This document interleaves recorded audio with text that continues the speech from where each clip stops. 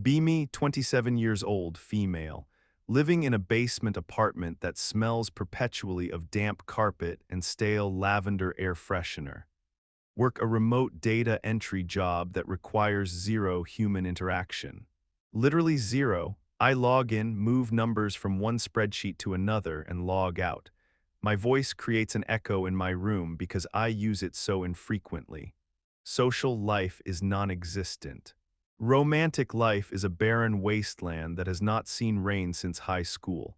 Spend 18 hours a day on the internet, doom scrolling through Instagram, TikTok, and obscure forums. Watching women who look like elves or aliens living perfect cottagecore lives. Baking bread, frolicking in meadows, having handsome boyfriends who build them shelves. Meanwhile, I look like a potato that was left in the pantry too long and started sprouting eyes. Hair is frizzy and undefined, skin is pale and patchy, wardrobe consists entirely of oversized hoodies and leggings with holes in the inner thighs. I identify as a femcel, hate the term but the shoe fits, involuntarily celibate, involuntarily invisible, involuntarily lonely. I resent men for not noticing me, and I resent myself for caring. It is a toxic cycle of self-loathing and projection. One Tuesday night at 3 a.m., I am spiraling. Algorithm feeds me an ad. Are you stuck in a rut? Do you feel invisible? Unleash your inner goddess with Serafina. Video starts playing. Serafina is beautiful. Glowing skin, glossy brunette hair, eyes that look like amber. She is sitting in a sun-drenched room filled with plants and beige furniture. She speaks with a voice that sounds like warm honey. I used to be just like you, she says, afraid, hiding, dimming my light, but I found the path to feminine magnetism. I usually scroll past this grifter nonsense. But something about her eyes looks desperate, or maybe I am just projecting. She offers a total transformation package. 6 weeks of one-on-one coaching to fix your life. The price is ridiculous. It is basically my entire savings account. I look around my room. Empty pizza box on the floor. Pile of laundry on the chair that I have been moving back and forth from the bed for a week. Reflection in the dark monitor looks like a goblin. I think, what do I have to lose? Money comes and goes, but being a goblin is forever unless I do something. I click the link. I enter my credit card information. Hands are shaking. I book the first session for 2 days later. I stare at the confirmation email. Welcome to the new you, Alara. I feel a spark of hope for the first time in years. Maybe this woman has the secret. Maybe she can teach me how to be a human being. Fast forward to Thursday. I spend 3 hours getting ready for a Zoom call. Shower, shave, blow dry hair, put on makeup that I barely know how to use. Put on a nice blouse keeping pajama pants on the bottom. Set up my laptop so the camera points at the only clean corner of my room. Log in 5 minutes early. Stare at myself in the preview window.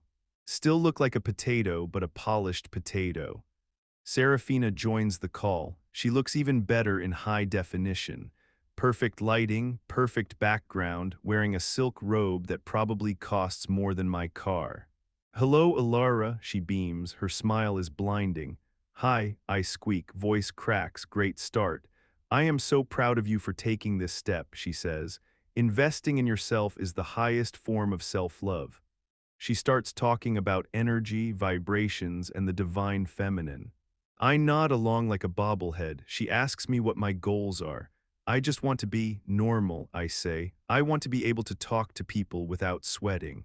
I want a boyfriend or at least a date. I want to stop feeling like a background character in my own life. Serafina nods sympathetically. I hear you, Alara, and I am here to tell you that you are already a main character. You just need to write the script. She gives me homework. Week 1, the Smile Challenge.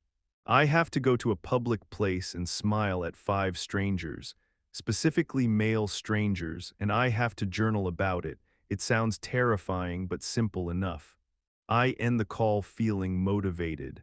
She sends me a PDF workbook titled Awakening the Goddess Within. It is full of stock photos of women laughing at salads, Saturday comes, I go to the local coffee shop. It is crowded, panic sets in immediately. Heart is hammering against my ribs. I order a black coffee because I am too anxious to look at the menu for anything else. Stand by the pickup counter, look for a target, see a guy in a flannel shirt looking at his phone. He looks harmless. I take a deep breath, summon my inner goddess. I turn toward him and force a smile. My lip twitches. I probably look like I am having a stroke or smelling something bad. He looks up, makes eye contact, and immediately looks away.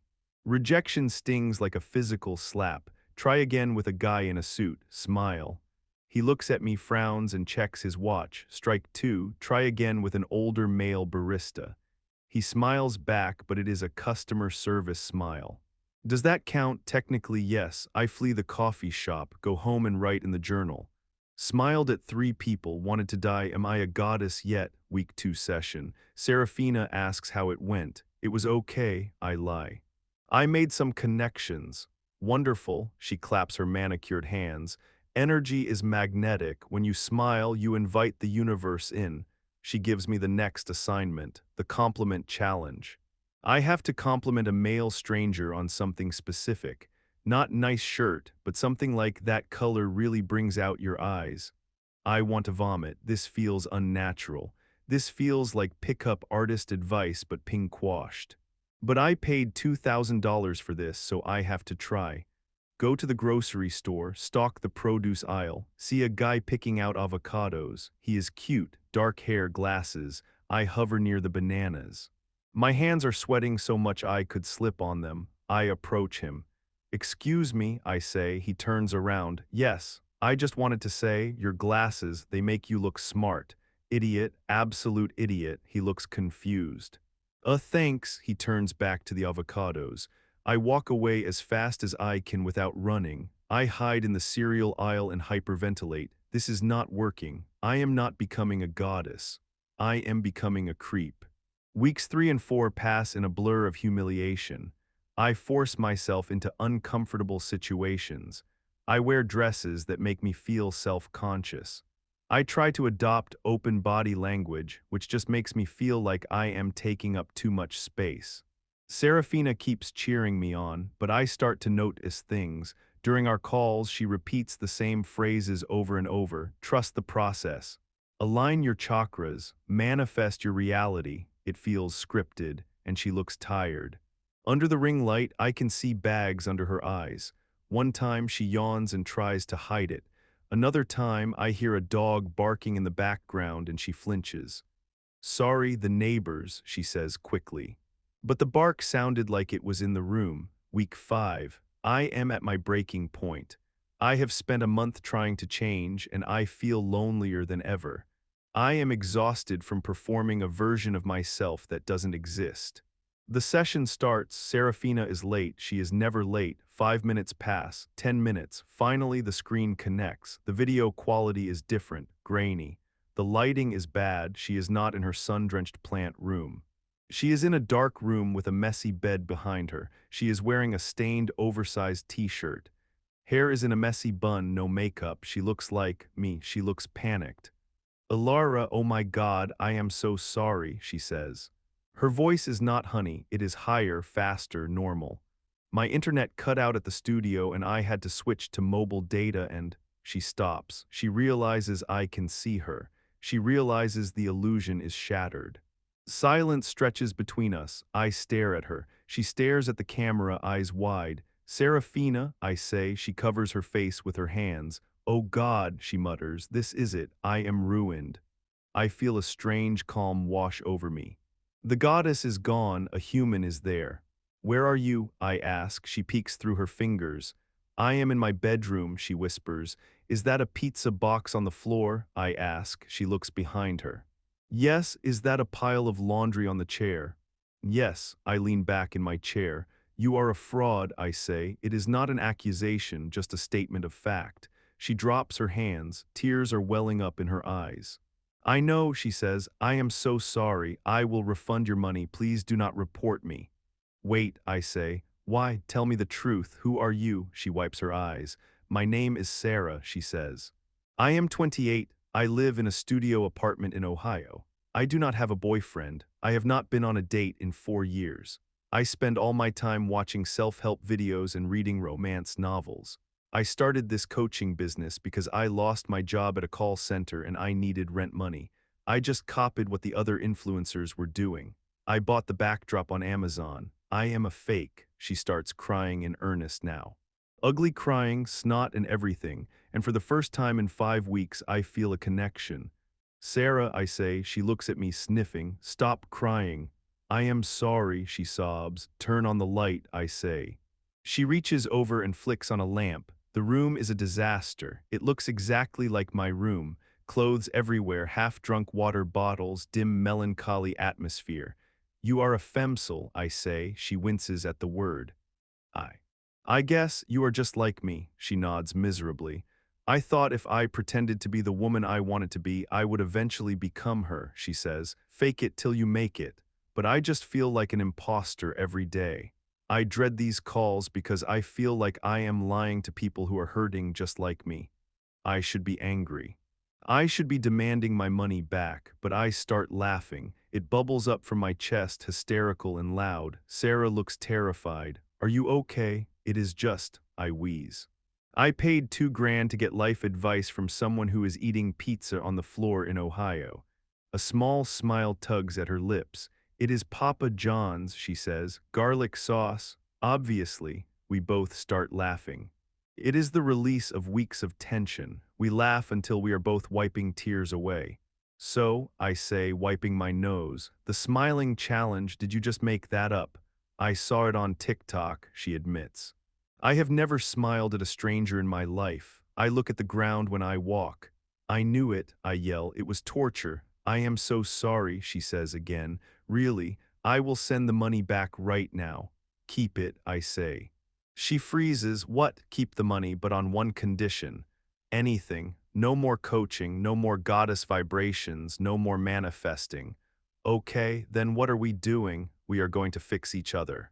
For real this time. How? Accountability, I say. Brutal honesty. We are both losers. Let us stop being losers together. Sarah looks at me. The polished mask is completely gone. She looks vulnerable and real. Okay, she says. Deal. We spend the rest of the hour just talking. Not about chakras, but about reality. We talk about how hard it is to make friends as an adult. We talk about the crippling anxiety of phone calls. We talk about the specific loneliness of Friday nights. It is the most therapeutic conversation I have ever had.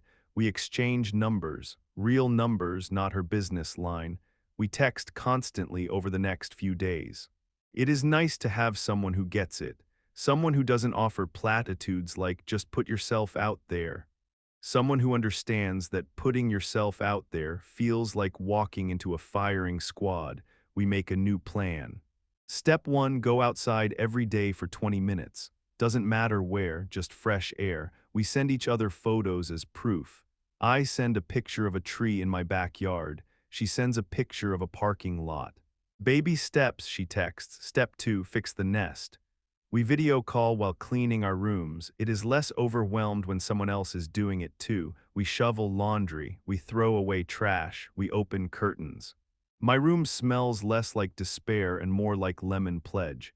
Step 3, social interaction, but not the creepy smiling thing, low stakes. Ask a cashier how their day is. Thank the mail carrier. Sarah admits she is terrified of the gym.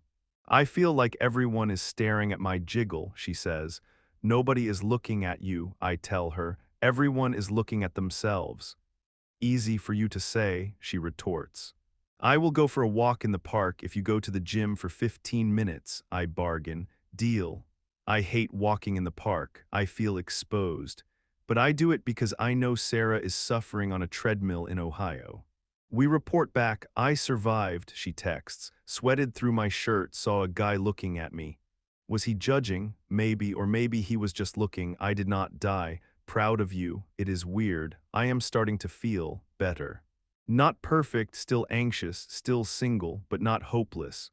A month into our partnership, Sarah has a crazy idea.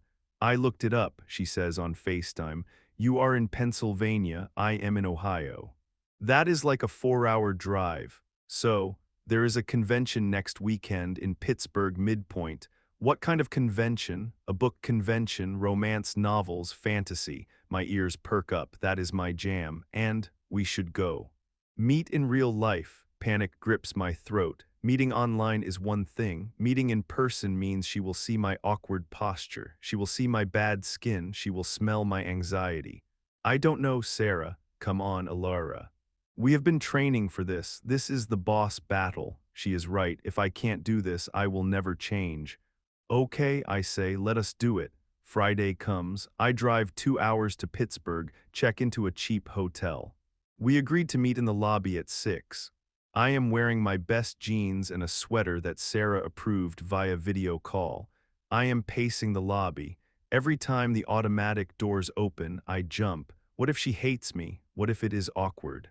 What if we have nothing to say? Then the doors open and she walks in. She looks smaller than she does on camera. She is wearing a denim jacket and combat boots. She spots me. She freezes. I freeze. Then she runs over and hugs me. It is a fierce, desperate hug. You are real, she says into my shoulder. So are you, I say. We pull apart. It is awkward for about 10 seconds. Then she points at a weird statue in the lobby. That looks like a phallic symbol, she says. I snort, totally, tension broken. We go to dinner at a diner. We eat burgers and fries. We talk non-stop. It is amazing how much we have in common. We both love the same trashy books. We both hate the same kind of people. We both have deep-seated mommy issues. The next day is the convention. The convention center is packed, thousands of people. Noise, smells, overstimulation central. Usually I would shut down. I would find a corner and hide on my phone. But I have Sarah. She grabs my arm. Stick together, she says, safety in numbers. We navigate the crowds, we look at books, we fangirl over authors, we are actually having fun. Then disaster strikes. We are waiting in line for a signing. A group of loud frat bro types is behind us. They are clearly not here for the books, probably dragged along by girlfriends or just being nuisances. One of them bumps into me, hard. I stumble into Sarah. Watch it, he sneers. He looks me up and down. Maybe skip the burgers next time, sweetheart. His friends laugh. Heat floods my face. Shame, pure hot shame. I want to disappear. I want to sink into the floor. Old Alara would have cried. Old Alara would have run away. I look at the ground. Then I hear Sarah's voice. Excuse me. I look up. Sarah is standing between me and the guy. She is 5'4", but she looks 7 feet tall. Her hands are balled into fists. Did you just talk to my friend like that? She demands. The guy looks surprised. Calm down, crazy. It was a joke. It wasn't funny, Sarah says. Her voice is shaking, but she is loud. You are rude, you are taking up space, and nobody wants you here. Apologize. The lobby goes quiet. People are looking. The guy turns red. He looks at his friends, but they are awkwardly looking away. Whatever, he mutters. Sorry, they shuffle away. Sarah turns to me, her face is pale. Did I just do that? She asks. You did, I whisper. I think I am going to throw up, she says. Me too, I say. We grab each other and speed walk to the nearest bathroom. We lock ourselves in a stall together, not to throw up, just to breathe. We are both shaking.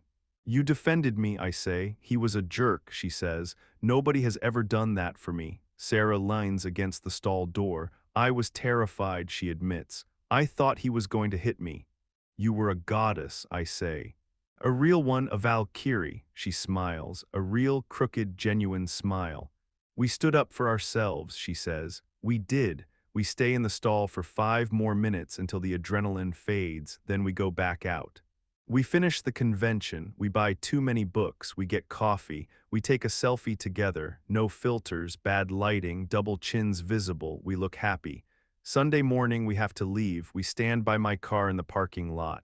This was good, Sarah says. It was the best weekend of my life, I say honestly. Same. So what now, I ask. We keep going, she says. We keep doing the work, no magic pills. Just doing the hard stuff. And we call each other, every day, she hesitates. Alara, yeah, thanks for hiring me and for not suing me. Best money I ever spent, I say. I drive home. The apartment is still a basement, the job is still boring, I am still single, but the air smells different. I look at the mirror. I don't see a goblin anymore, I see a work in progress. I see Sarah's friend, my phone buzzes. Text from Sarah, home safe, missing you already. Also, I just smiled at a guy at the gas station. Did he smile back? No, he looked scared. I think I grimaced. Baby steps, I reply. I put down the phone. I look at the pile of laundry. I pick it up. I put it in the machine. I go outside. The sun is setting. It is cold. I take a deep breath. I am not fixed. I am not perfect, but I am not alone. And for the first time, that is enough. Maybe I will go to that coffee shop tomorrow. Maybe I will just order coffee. Maybe I will smile. Maybe I won't, but I will go.